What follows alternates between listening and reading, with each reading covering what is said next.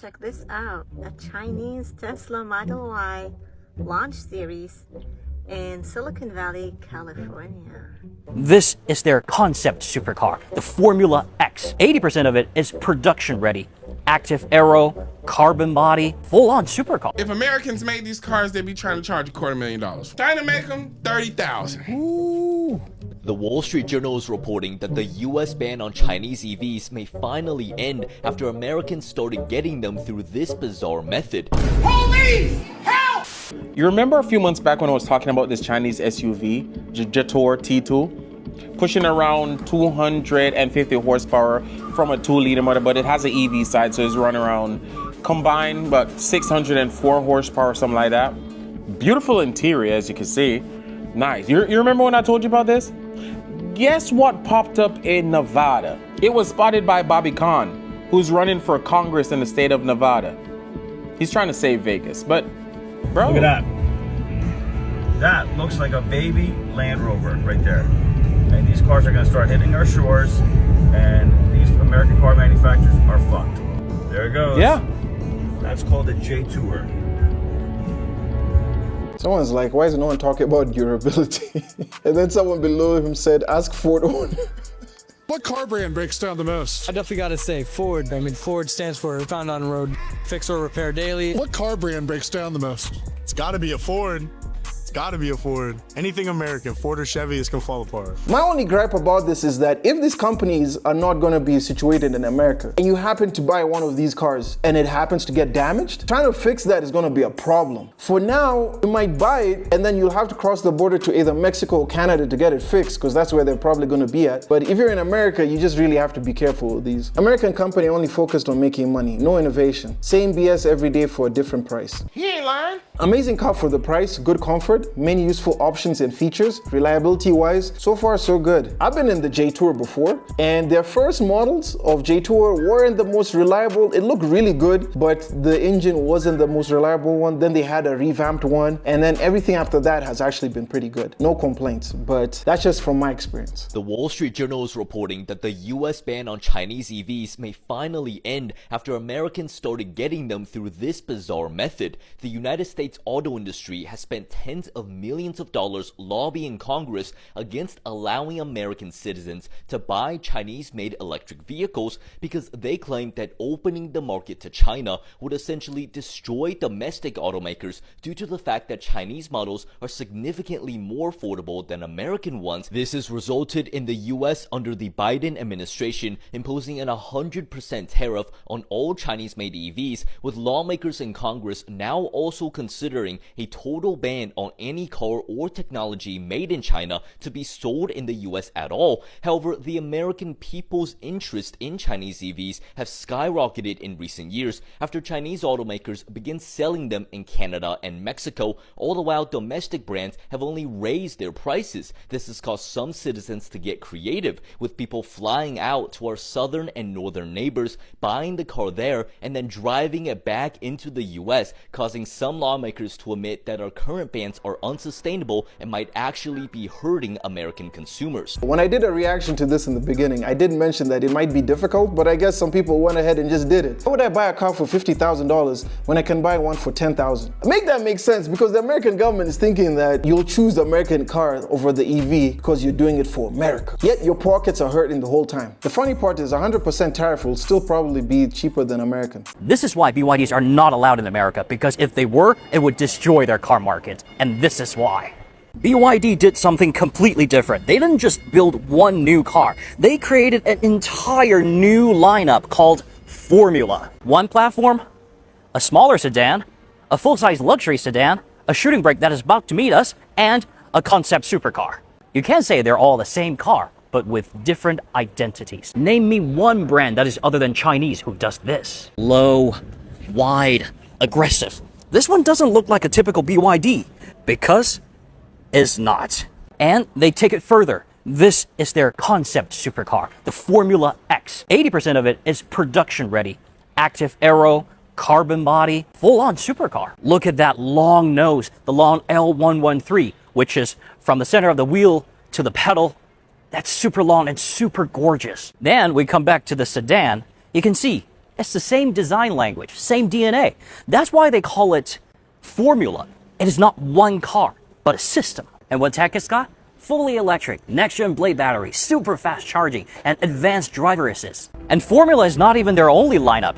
This is the Titanium series, Ti 7, and this is the Ti 3. Both of them have the fully electric flash charging version, which is from 10% to 70% in only 5 minutes. Even when it's under 30 degrees Celsius out there, it only slows down for 2 minutes. This is their Leopard lineup, the B5 and B8.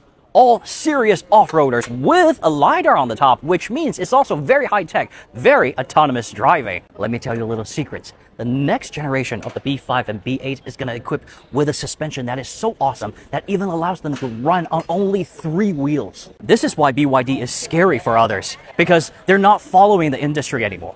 They're building their own. What is happening? Someone said here US is about 15 years behind. You know what's crazy is that the average American would actually be able to afford a nice sports car like this and not have to fork over a whole arm and leg just to afford it. But no. The government doesn't want that for its people. It's banned because of the price. You can't bring a cheaper car into the market because people will start to realize they're getting scammed. BYD isn't allowed because they don't pass FCC and safety standards. It's oversimplifying, but that's the main reason. Safety standards because Cybertrucks are fine? Sure, buddy. Americans might actually be able to buy Chinese EV cars despite the government's 100% tariff protection. The US auto industry spent millions to lobby against China because they know they can't compete on price. But the plan now is backfiring. Americans are literally traveling to Mexico and Canada to buy these EVs and driving them back. It's creating a black market for affordable tech. If you're American, would you buy a Chinese EV car like BYD? Let us know in the comment section.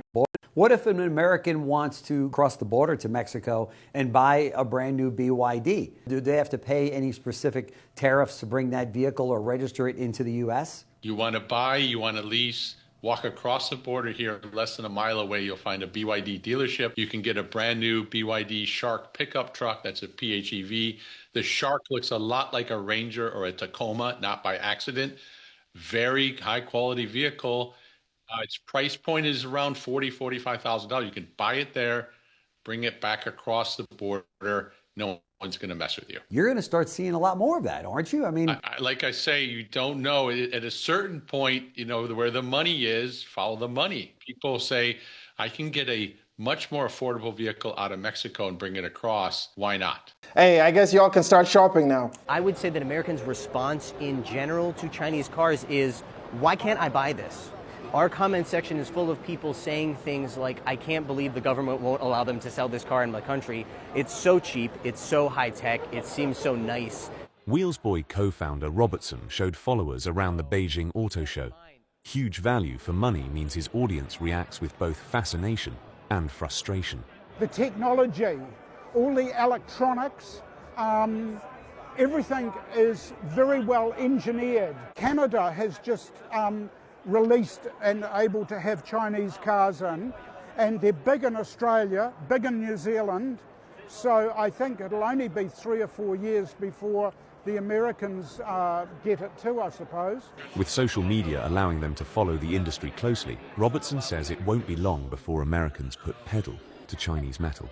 Podcaster Lei Xing agrees. Long term, it's a matter of time. If it's not by 2028, it could be by 2030. It could be in the 2030s. I know in my life, I'm going to be able to buy a Chinese EV in the U.S. You don't want to buy a Chinese car. I know you think you do, but this is the only time in all of automotive history where I'm going to tell you that a very good car for a very low price is a bad thing. See, companies like BYD in China have 2 big advantages that every other car company does not have. One is funding. Because the Chinese government owns portions of BYD, they're not hurting for funding at all. All of their investment comes from the Chinese government, and they're able to scale incredibly. Trey, man, I love uneducated Americans like you confidently repeating government propaganda to defend the corporations that are currently ripping you off. Bro, the US government handed General Motors and Chrysler, what, $80 billion to bail them out back in the day? So, you know, they wouldn't completely collapse? We literally pay for their business. American car companies take massive subsidies and tax credit every year. This whole subsidized Chinese car thing is fucking stupid myth to cover up the fact that American CEOs are so fucking lazy to innovate. China already knew that they lost the race on gas-powered cars. So instead of trying to catch up onto like old tech, The Chinese government just decided to focus entirely on the next generation.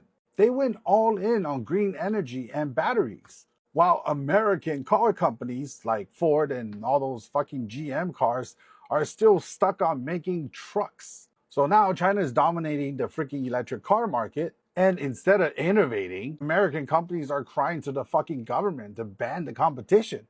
Is that what free market really is? And of course, they rely on people like you, the uneducated mouthpiece, who lack the basic education and just repeats the government propaganda. Honestly, the Chinese cars in Canada is going to be great, but what I'm also thinking is that if you have a used vehicle, you could be competing with that as well. So your car might also depreciate tremendously in price if someone is able to buy a brand new one for 10K. Anyway, let me know what your thoughts are about these Chinese EVs popping up all over America. Leave your comments down below. If it's your first time to the channel, make sure you like, comment, and subscribe. It really does help out the channel. Also, if you haven't, check out this video. I'm sure you're going to enjoy it. But nevertheless, I will see you guys when I see you. Peace.